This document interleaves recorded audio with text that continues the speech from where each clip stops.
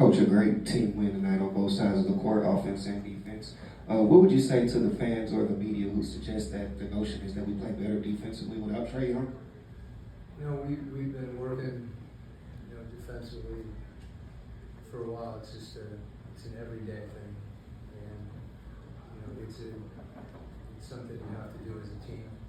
And obviously, the game that Dyson had tonight was unique. I don't want to ever take those for granted.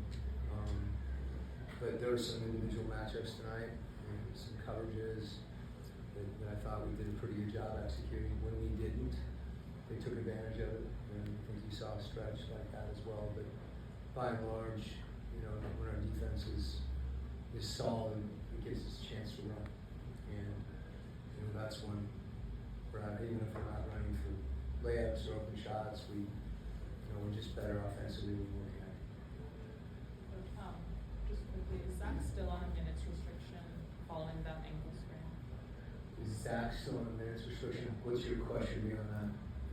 Is he still on a minutes restriction? Yeah, those things. I mentioned that one time because there was commentary about, his performance when he came back. But I think that's something that our health performance talks about. I'm not going to get into guys' health. Appreciate the question, though. I understand. Of course. And as far as Mo's defensive instincts, it's just when he plays against Paolo, it seems like he takes that matchup really, really, how do I put it, seriously, yeah. Mm-hmm. Just what did you think of his defensive instincts tonight?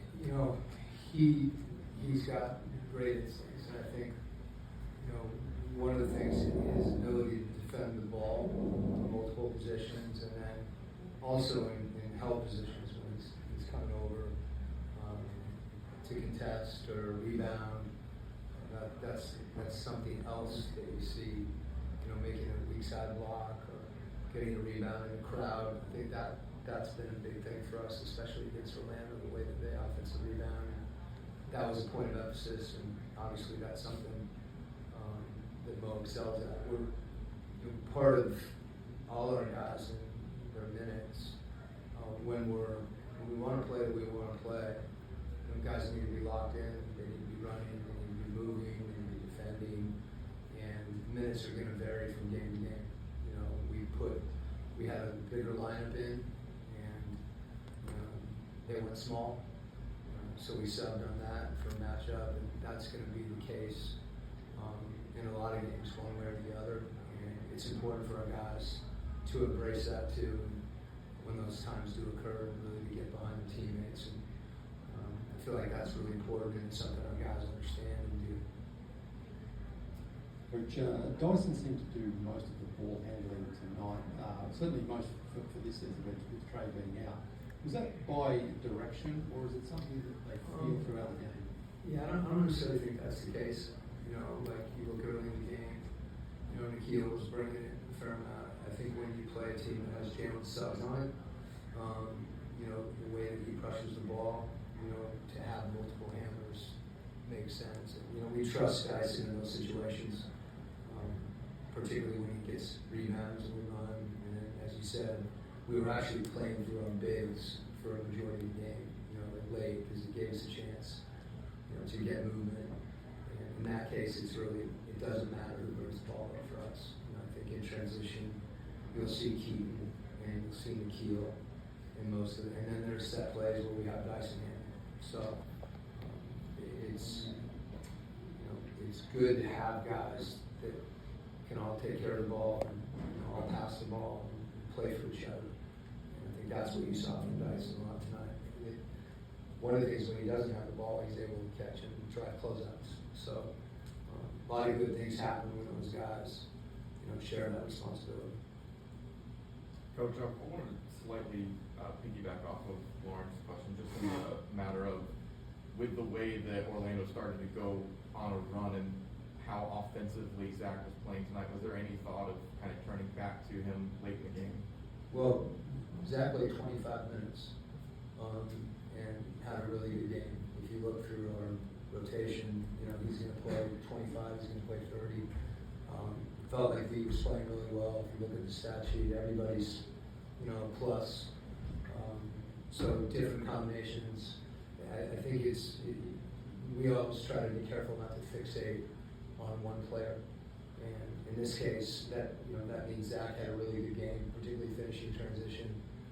Guys were finding him from three, and it felt good to see him kind of get on track again and play with some confidence in those situations, because we've seen him do that. But there's going to be times when we have Luke in the game for his ball handling. There's going to be times when we have Mo in the game for his defense, and it's one of those situations where if we sit here and start to critique rotations and minutes, I could go into a little diatribe about why I played everybody, why I did, and why we substituted when we did. We took Kristaps out and played through O because he was playing well. We played matchup game, so I'm not going to do that. And I'm not defensive about it.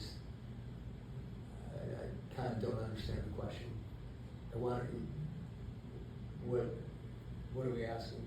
Should Zach play more? So, is that the question? Yeah. Okay. Well, I think we had a lot of guys that played well. And there's going to be games when Zach plays more. There's going to be games when Zach plays less. Some of that will depend, on who's out there, on our combinations. And as I said, the reason that I'm offering this is because I think it's important to understand that it's not one player. That it's multiple guys, and that's how we have success. And it's important for our team not to worry about who's getting shots, who's getting minutes, all those things that kind of go to a focus of my individual team, my role, my that. I just want guys to go out and play together. And Zach did that tonight, and that's why he played really well. How did you see them respond to the Bain ejection? I feel like these games have been physical, and I don't think I think we continued to play the way we were playing. When the game got harder for us is when we fouled, and we didn't get stops. We're taking the ball out of the net, and they're able to set their defense, and their physicality becomes more of an issue. So, I think whoever they have on the floor, he's obviously an excellent player. I don't know that impacted the game.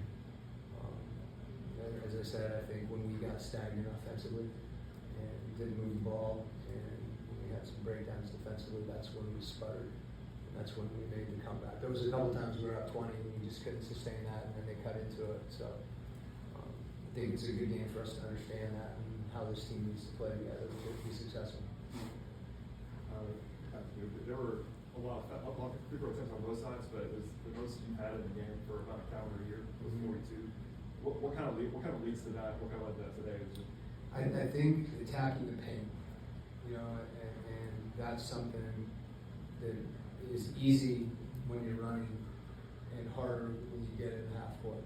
And you have to work harder to get the ball in the paint. You have to be more determined. And when we do that, we get a chance to get fouled. And we also get better shots. Okay. Thanks, Coach. Okay.